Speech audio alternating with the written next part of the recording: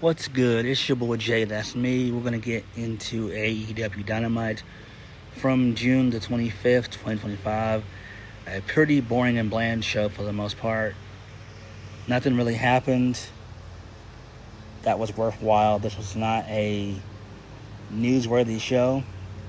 It seems like AEW, they're building all in, kind of similar to how WWE built WrestleMania 41, and that's not good. And that's just where I see this whole thing going. So, it is what it is, but at this point, there's nothing that can be done. So, we kicked the show off with Toni Strom. She's about to cut a promo, but to no avail. Mercedes Mone, she attacked her, she beat her up. Mercedes called Toni Strom a bitch, and she put her in the bank statement, and then officials came out and broke up everything, and then Mina Shirakawa came in to make the save a little bit, so I guess they're going to do a match between the two of them next week, which is fine for Dynamite 300. Mercedes has beaten her a few times before, so this time won't be any difference. So, whatever. Moving on. So, Matt and Nick Jackson, the Young Bucks, they are backstage. They said they used their backstage influence to get Swerve and Ospreay's match moved up. It's not later tonight, it's right now. This leads us into the first match of the night. Will Ospreay and Swerve Strickland, they defeat Blake Christian and Lee Johnson. Who gives a shit about this? Post-match, the EVPs, they call for security to stop Will Ospreay and Swerve from getting to him. Swerve gets on the mic and says that year after year people had to deal with bullcrap from the EVPs. He won't let another year go by dealing with them. Swerve says that they'll do something about it. And then they challenge Bucks to a match at All In. And then Will Ospreay mentions that the Young Bucks should put their EVP titles on the line. And that was it. So that's fine there, I guess. Is it going to happen? Hell no. Moving on. The Young Bucks, they're backstage. They tell Swerve that he's suspended per the AEW rulebook because he put his hands on an AEW official. So Okada comes in. He says that he's found some new friends. He introduces the Don Callis family. The Young Bucks, they laugh. And then Okada and Takeshita, they come face to face. So that's fine there. Kota Ibushi, he makes his return. He's been gone for 2 years. He defeats Trent Beretta. Who cares about this shit? And then post-match, Kota Ibushi and Okada, they had a stare down. No, my bad. Takeshita and Okada, they had a stare down. So that's interesting, I guess. Do I care about this? No, not really.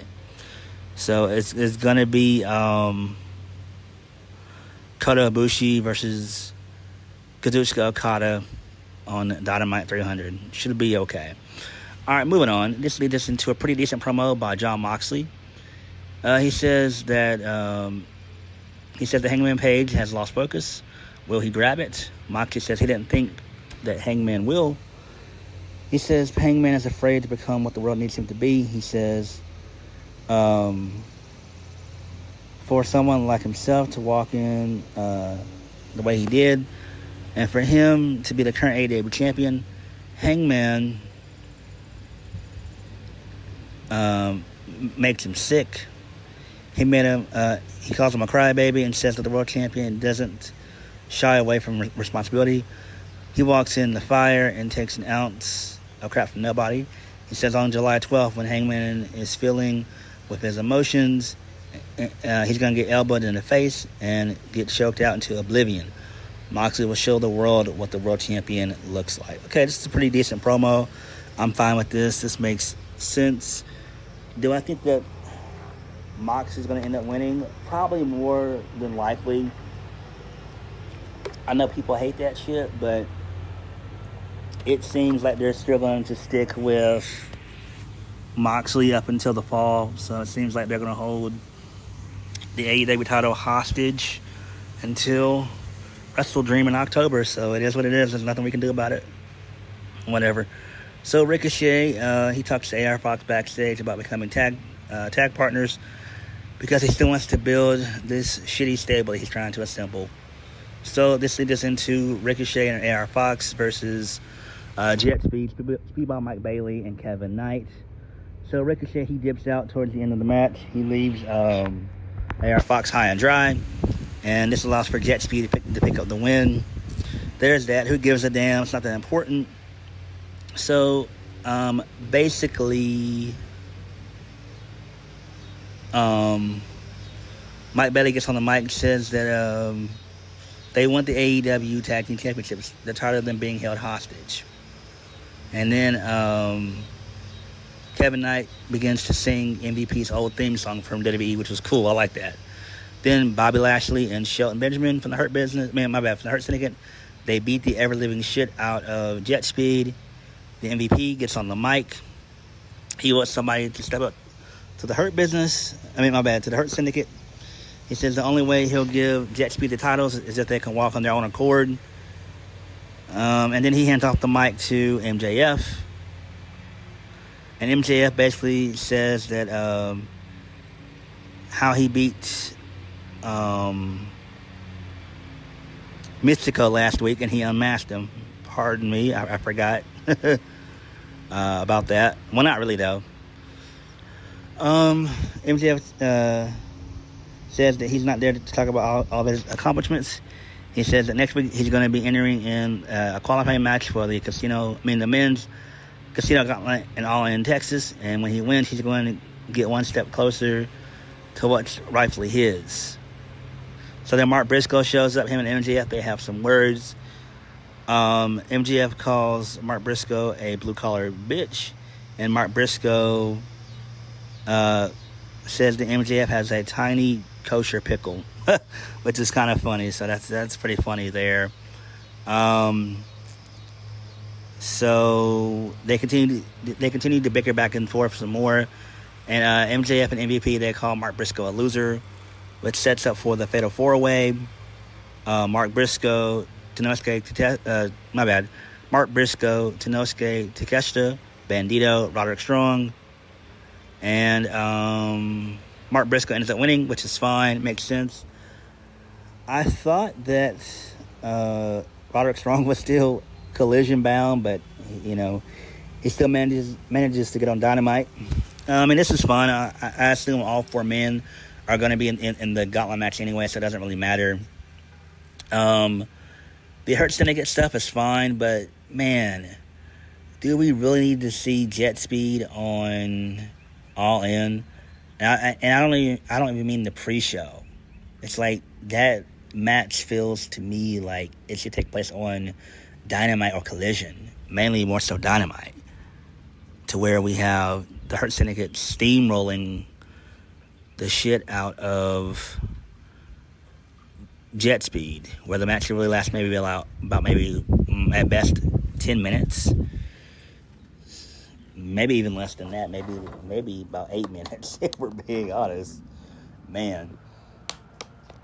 But to be honest, I actually feel bad for Lashley. I wish that Bobby Lashley, if Cedric Alexander had not signed with TNA, for those of you that don't know, Cedric did sign with TNA, which is great. That's good stuff there. So if that didn't occur, Shelton and Cedric would have been tag team champions, and then you could have Bobby Lashley basically move up and become a world champion. Now he's not, and that's not gonna happen. He's gonna be MJF's lackey, so it is what it is. But shit happens. Cedric is gonna kill it in TNA, and I'm guessing Bobby Lashley's only saving grace once this Hurt Syndicate stuff is over with. I hope and pray to the Creator above that him, MVP, and Shelton Benjamin, that all three of them signed just 2-year contracts. I hope they did, because if they did, that's great. At least they can be out of AEW sometime next year. So that would be good. Moving on. So Adam Cole, he's backstage, so he's still there in AEW. It's crazy that Adam Cole's been in AEW for 4 years and he's not really done much of anything at all. Man, I'm pretty sure behind closed doors he misses being in WWE. There's no doubt about it. There's no doubt about it in my mind that he fucking misses being in WWE. How the mighty have fallen. That's all I can say. How the mighty have fallen. So, it is what it is. He basically just challenged any of the members of the Don Cost family on Collision, and it ends up being Josh Alexander. Okay, that's fine. Who cares? Moving on. So, Athena, she's basically been released from Ring of Honor jail, which is fine. That's good. So we had a Fatal 4-Way Gauntlet match for the women. Number 1 spot. Athena, Thunder Rosa, Willow Nightingale, and Chris Statlander. Chris Statlander ends up winning. Towards the end of the match, the Death Riders, they got involved. And Willow took out Wheeler Yuta because he's a useless sack of shit. And this allowed for Chris Statlander to hit her Tombstone Powerdriver for the 1, 2, 3. They're teasing Statlander joining the Death Riders, which is fine. They teased it on Collision, so yeah, it is what it is. People still think that this angle is over with. It's not. Again, they're probably going to end up writing this whole thing out until Wrestle Dream. Mark my words. I hope I'm wrong on that regard, but I highly doubt it. Main event of the evening, Adam Page defeats Beast Mortos. We all know that Mercedes Moné had the power to do that. Why? Because she's dating the Beast Mortos. So who cares? And I like Beast Mortos, but come on, man. Really? Post-match, the lights, they go out. The Young Bucks show up. They hit the EVP trigger on Hangman Page. Moxley comes in. He gets in the ring. He's got a steel chain and a steel chair in his hands. He begins to choke out Hangman Adam Page with it, but the Opps, they come out to make the save along with Ospreay, and that was it. So there's Dynamite. I liked the Moxley promo. That was pretty good, but they're not really doing anything with the storyline with this. Hangman doesn't seem like a real threat to Moxley at all, for being honest. And I doubt Moxley wants to put over Hangman for a 3rd time, so yeah. But the Beast Mortos, man, him being in the main event twice in a row, 2 weeks in a row. Yeah, we know sleeping with Mercedes, what that can do. So yeah. Dynamite for the most part was so-so, as per usual.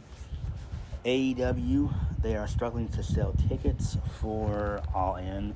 Right now, they've got 18,000. I would imagine we've got a few weeks left. I think we've got 2.5 weeks left. They should be able to sell out the venue, not completely, but I think the venue holds 40,000.